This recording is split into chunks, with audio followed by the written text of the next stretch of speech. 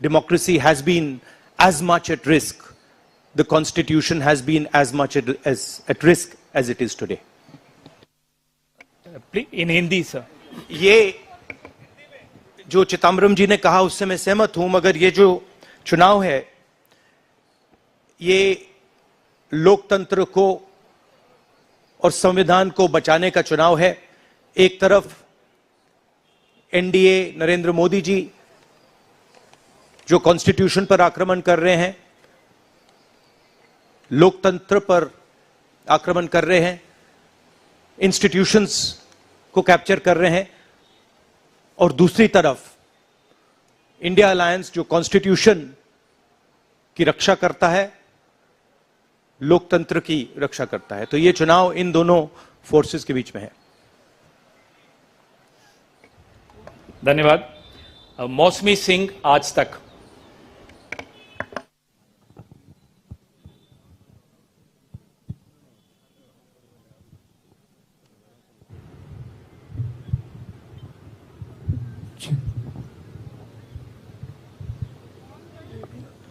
राहुल,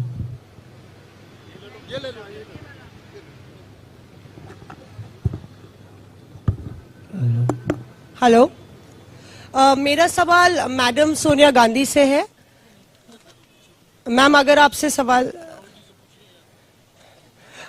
राहुल जी, आपने ओपीएस को लेके लगातार जो है झंडा बुलंद किया है। तमाम सरकारें आपकी, उन्होंने ओपीएस का वादा किया था। चिदम्बरम साहब, you had promised OPS and in Himachal and Rajasthan you implemented OPS, but in the manifesto the OPS scheme is missing. So is there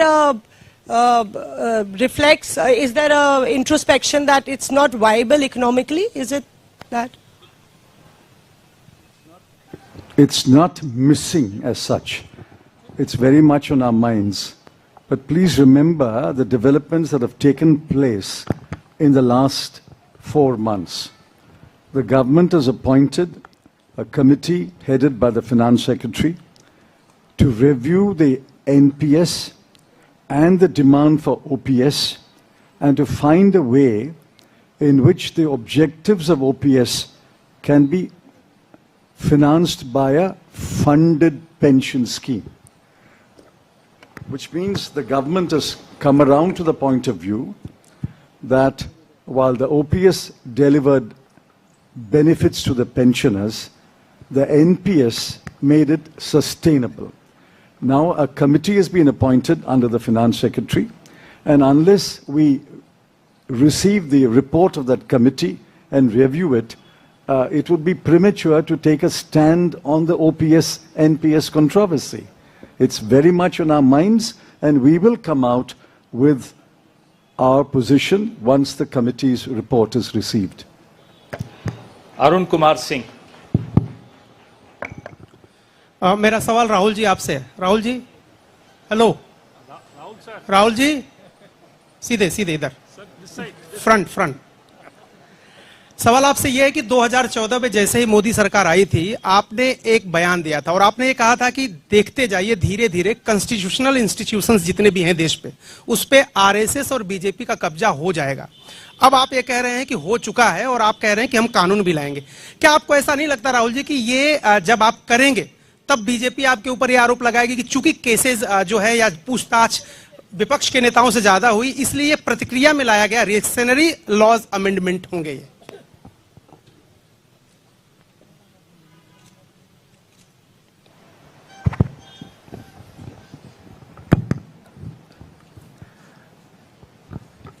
सबसे पहले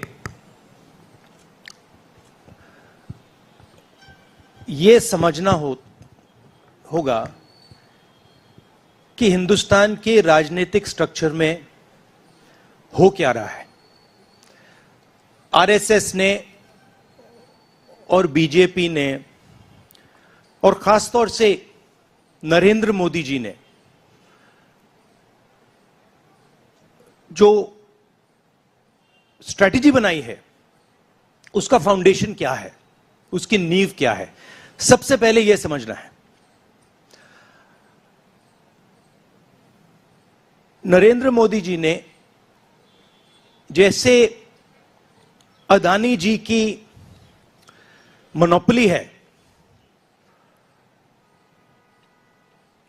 पोर्ट्स पर, इंफ्रास्ट्रक्चर पर, डिफेंस में, वैसे नरेंद्र मोदी जी ने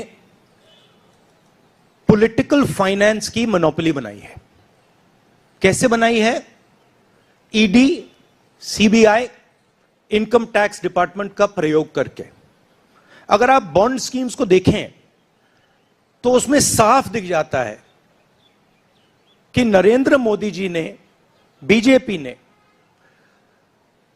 एक प्रकार से पॉलिटिकल फंडिंग एक्सटॉर्शन से, धमकी से, प्रेशर से बनाई है। खारगे जी ने कहा जो भी भ्रष्ट हैं वो सब बीजेपी में जा रहे हैं।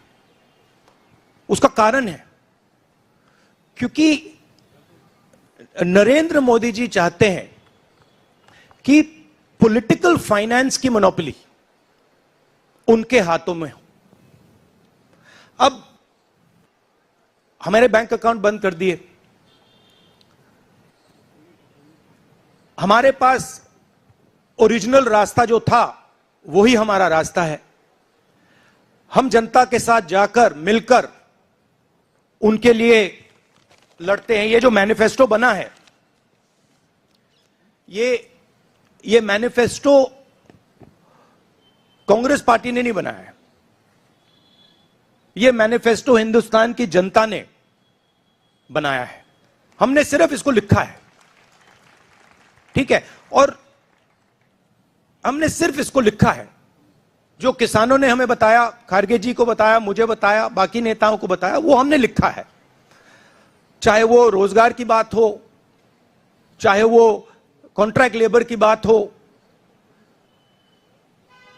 हजारों लोगों से बात करके हमने ये हिंदुस्तान की आवाज है, ये लिखी है। मगर जो राजनीति में आज हो रहा है वो क्लियर है कि सब पार्टीज को नरेंद्र मोदी, ईडी, सीबीआई, इन इंस्टीट्यूशंस को कैप्चर करके फाइनेंशियली मोनोपोली बना रहे हैं अपनी।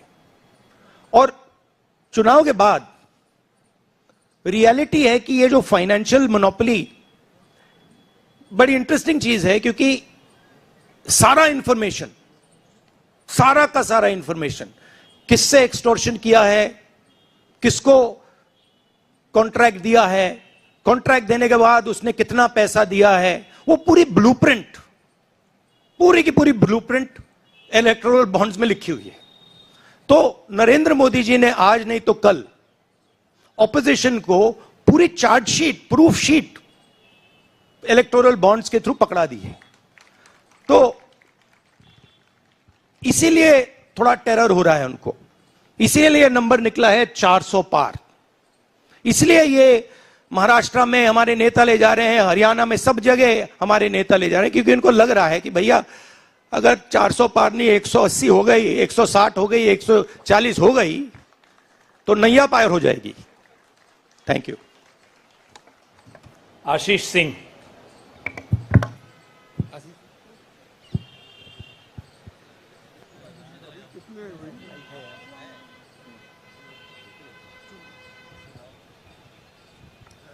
राहुल जी, लास्ट टाइम पिछले लोकसभा चुनाव में राहुल जी आपने मुझे याद है कहा था, you were convinced that time कि मोदी जी जा रहे हैं, मोदी जी का वक्त खत्म हो गया है। ऐसा हुआ नहीं, होता है राजनीति में। इस दफा नरेंद्र मोदी को आप कितनी बड़ी राजनीतिक चुनौती मानते हैं सर 2024 के चुनाव में? देखिए, 2019 में ये शुरू हुआ, आज ये एक तरह पीक पे पहुंच गया है। हिंदुस्तान के सारे इंस्टीट्यूशंस उनके हाथ में हैं, पॉलिटिकल फाइनेंस की मोनोपोली उनके हाथ में है। CBI, ED, income tax, EC, ये सारे के सारे बीजेपी के हाथ में है, बीजेपी के कंट्रोल में है। तो जैसे मैंने अपने भाषण में कहा, cricket match is a rigged match. Cricket match is not a fair match. उसमें चाहे सोशल मीडिया की बात करें, आप हमारे नेताओं के, ऑपोजिशन नेताओं के सोशल मीडिया देख लीजिए, मेरा यूट्यूब देख लीजिए, मेरा फेस टाइम देख लीजिए, फेसबुक देख लीजिए, इंस्टाग्राम देख लीजिए, तो ये सारा का सारा स्ट्रक्चर कंट्रोल्ड है, रिग्ड है। इसलिए बहुत जरूरी है कि जनता इस बात को समझे कि ये नॉर्मल चुनाव नहीं है, ये लोकतंत्र को बचाने का, संविधान को बचाने का चुनाव है, और इसको लड़ना और जीतना बहुत जरूरी है। ये चुनाव 2-3%, 5% और बाकी हिंदुस्तान के बीच में चुनाव है, और जो बाकी हिंदुस्तान चाहता है वो इस मैनिफेस्टो में है, और जो 2% चाहता है, जो अदानी जी चाहते हैं, वो आप उनका मैनिफेस्टो देख लीजिए, आपको पता लग जाएगा, उसमें उनकी रिक्वेस्ट लिस्ट पूरी की पूरी आपको मिल जाएगी। Thank you. आखिरी सवाल कुमार विक्रांत सिंह।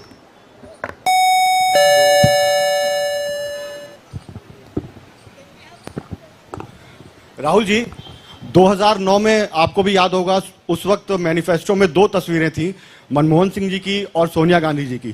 पूछा गया था पीएम कैंडिडेट कौन होगा, सोनिया जी ने अपनी तस्वीर छुपा ली थी। आज 2 तस्वीरें हैं, राहुल गांधी जी की और खड़गे जी की। कोई तस्वीर छुपाएंगे, कोई दिखाएंगे? नहीं, ये आप बड़े डिस्ट्रैक्शन वाले क्वेश्चन पूछते हो। देखिए, इंडिया गठबंधन में डिसीजन लिया गया है कि हम मिलकर एक साथ आइडियोलॉजिकल चुनाव लड़ रहे हैं। चुनाव जीतने के बाद लीडर कौन होगा, प्राइम मिनिस्टर कौन होगा, वो पूरा का पूरा जो कोलिशन है वो मिलकर डिसाइड करेगा। Thank you. धन्यवाद। अब कार्यक्रम की समाप्ति से पहले श्री केसी वेणुगोपाल कल के कार्यक्रम के विषय में आपसे 2 शब्द कहेंगे। Dear friends, today we are already released the... Brother, he wants South media chance. इन्हें माइक दीजिए, जो साउथ इंडिया से हमारे जो साथी हैं, और ये आखिरी सवाल होगा। Chick, chick.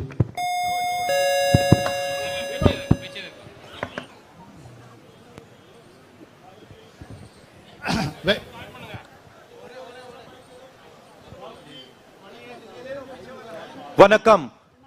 South India's mic is not on, brother. But you have a very strong voice. You can speak without the mic. Sir, Vanakkam. Vanakkam. Venkatraman from Dinamala from Tamil Nadu. Advance congratulations to the Congress party, which is due to this serious campaign by the DMK party and Congress leaders. You are going to get 10 out of 10 seats from Tamil Nadu in the forthcoming parliament election. Do you think the same trend will you expect from the across the country? Well, you know, I'm not a soothsayer. Unlike many political commentators, I can't predict the future. But what I'm confident of is that this is a much closer election than is being propagated by the media. It is a close election, and we are going to fight an excellent election, and we are going to win the election. Thank you. Please do remember one thing. Please do remember that there was a similar feeling being generated by the press when Mr. Vajpayee was Prime Minister. There was the India Shining campaign.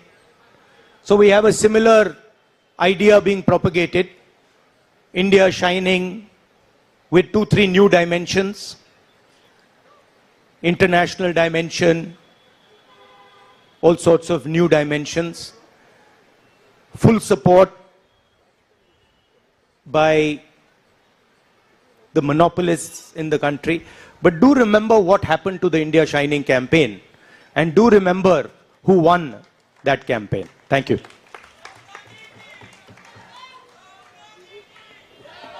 Dear friends, today already we released the Congress Manifesto of 2024. tomorrow in two places. We are launching the manifesto with huge rallies. One is in Jaipur. Tomorrow morning, the manifesto launching will take place in Jaipur. And second rally of launching the manifesto will take place in Telangana, Hyderabad in the evening. There were two programs tomorrow. One is in Rajasthan, one is in Telangana for launching the manifesto. I once again thanking all of you for participating in this event.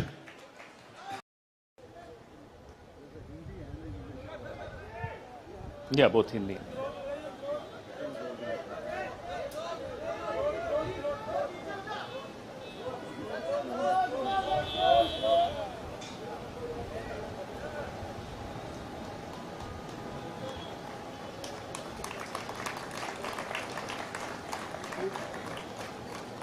धन्यवाद। अब मैं manifesto committee के अध्यक्ष Shri P Chidambaram साहब से आग्रह करूंगा कि वो इस न्याय पत्र के विषय में कुछ इस पर प्रकाश डालें, आपसे चर्चा करें।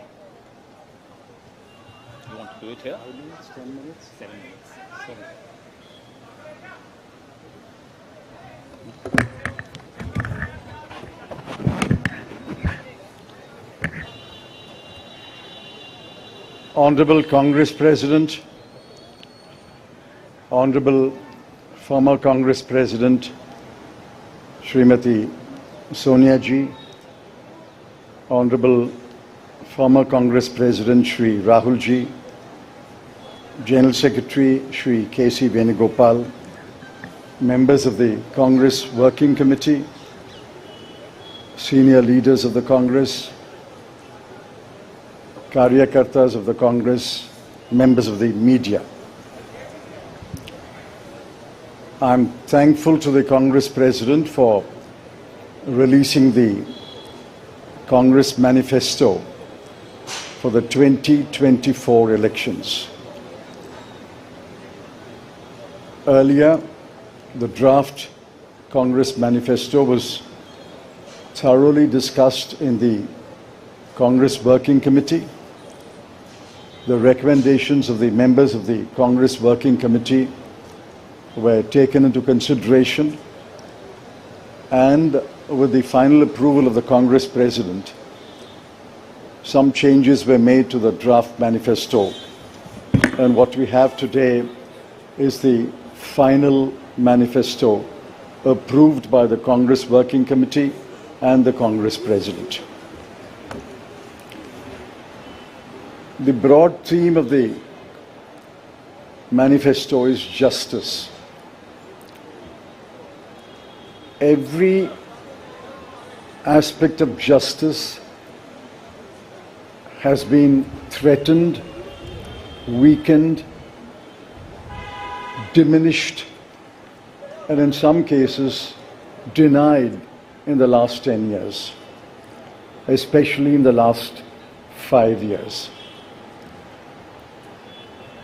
Members of the media will recall that in 2019, we had warned of what is likely to happen between 2019 and 24 should the BJP come back to power. We were not soothsayers, but we were active workers on the ground who could sense what is happening in this country. I'm sorry to report that what we had predicted in 2019 has come to pass in 2024.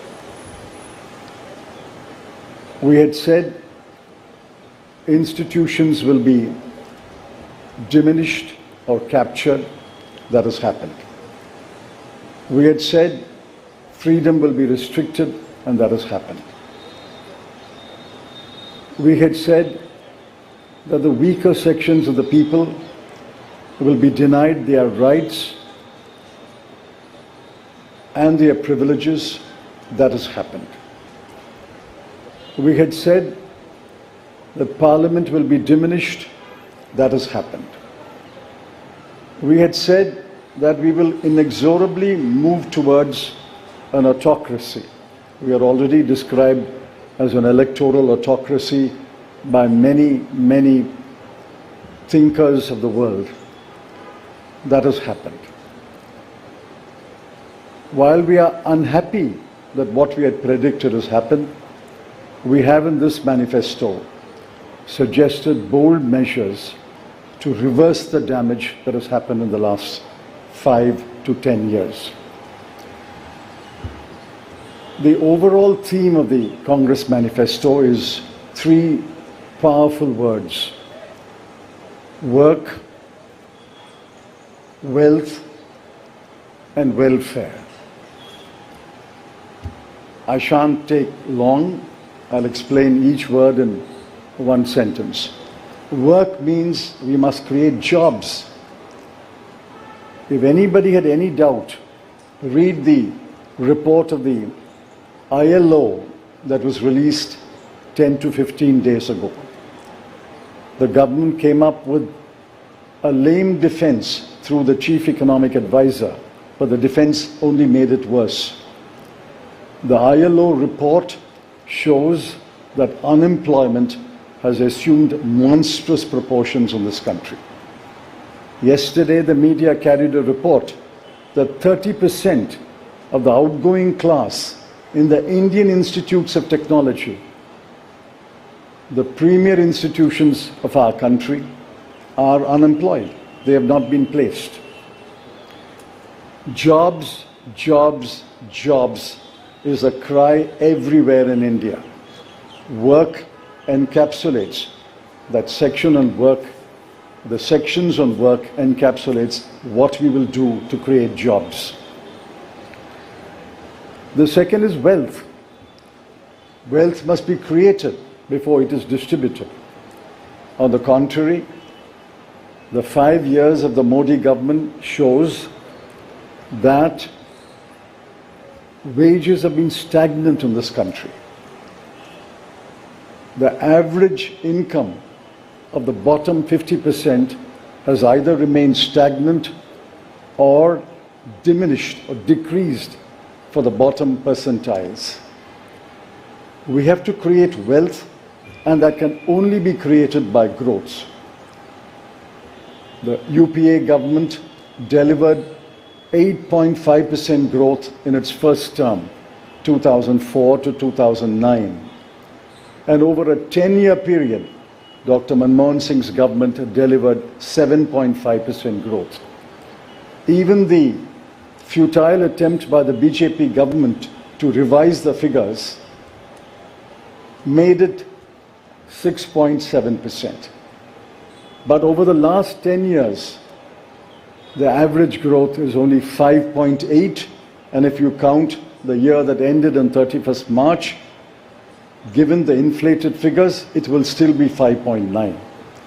The difference between 7.5 and 5.9 may appear to be trivial, 1.6%, but it's not a trivial difference. It is the difference that makes between a moderately slowing economy and a robust economy. So the second broad theme is wealth. We have to create wealth, which means we must have investment, capital investment, private investment, government investment, and foreign investment. Once we create jobs and once we set in motion policies that will create wealth, this country will go back to the high growth path of the UPA governments. The third section, which addresses many aspects of justice, is welfare. So work, creating wealth, which results in welfare. The welfare of whom? I have always accused the BJP government, the Modi government, is a government of the rich, by the rich, and for the rich. This government is driven only by the interests of the top 1% of this country. But we have to look at the bottom 50%. The bottom of the pyramid, the bottom 50% is as important as those who are well off. And in the bottom 50%, as we go down the ladder, the bottom 20% are extremely poor. It has been estimated that 23 crore people are still poor in this country. UPA government lifted 24 crore people out of poverty. And we promise that if the Congress or a Congress-led government comes to power in 2024, we will lift 23 crore people out of poverty in the next 10 years. That's possible, it's doable, and I conclude by saying the Congress has done it before and we can do it again. I appeal to all of you to spread the message of this manifesto to the nook and corner of this country and ask the people to vote for the hand symbol and to vote for all our allied parties throughout this country. Thank you.